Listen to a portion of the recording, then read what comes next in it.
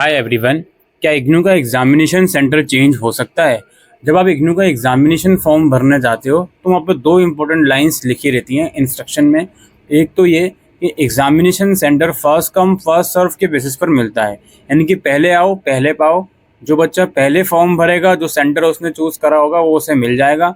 अगर आप exam form भरने में देरी करोगे तो जो सेंटर आप लेना चाहते हो वो सेंटर आपको नहीं मिलेगा, क्योंकि ऑब्वियसली उस सेंटर में ऑलरेडी नंबर ऑफ़ स्टूडेंट्स जितनी भी रिक्वायरमेंट है वो बुकड हो चुके होंगे।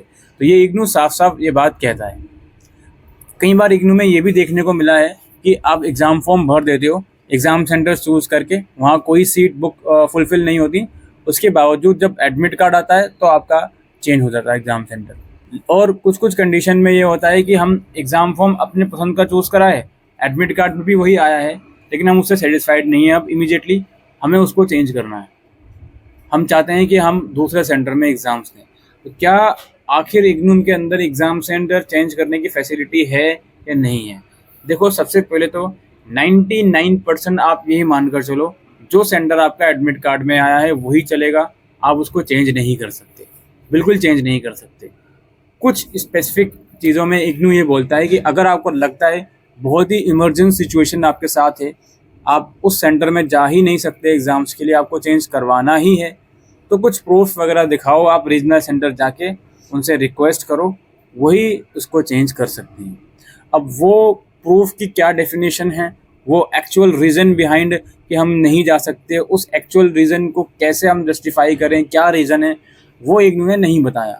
आप खुद सोच कर देखो, जैसे मान लीजिए आप दिल्ली के अंदर कैनेट पैलेस में रहते हो, आपने एग्ज़ाम सेंटर चूज़ करा है चांदनी चौक में और आपको वो मिल भी गया, लेकिन इमीडिएटली जब एडमिट कार्ड आया आपको ये लगा कि मैं यहाँ पर एग्ज़ाम्स नहीं दे सकता हूँ, क्योंकि एग्ज़ाम्स के दिन मैं शिफ्ट कर रहा हूँ, मैं आउट ऑफ स्टेशन जा रहा हूँ, या जो भी चीज़ें हैं, तो अब ऐसी सिचुएशन में क्या करा जाएगी?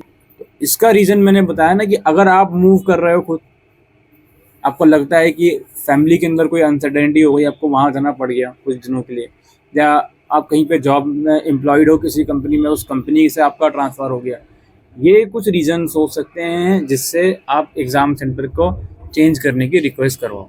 अगर आप ये बोलोगे कि भाई चांदनी चौक में नहीं, मैं तो लक्ष्मी नगर में शिफ्ट हुआ हूँ, वहाँ पे जाना चाहता हूँ, तो दिल्ली के अंदर अंदर आप चेंज करवा रहे हो, वो मुझे नहीं लगता जस्टिफाइड रीज़न है। ठीक है, तो इन चीज़ों को आपको ध्यान में रखना है कि अगर आप एग्ज़ाम सेंटर चेंज करवाना चाहते हो, आपको कौन सा एग्ज़ाम सेंटर चाहिए, फिर ये भी देखना पड़ेगा। और दूसरी बात, इग्नू ये भी देखेगा जो सेंटर आपको चाहिए क्या वहाँ पर एक्चुअल में सीट्स वैकेंट हैं या नहीं, ये बात भी इग्नू को देखनी पड़ेगी। तो जो भी चीज़ें हैं, एग्ज़ाम सेंटर चेंज होता नहीं है 99% केसेस में।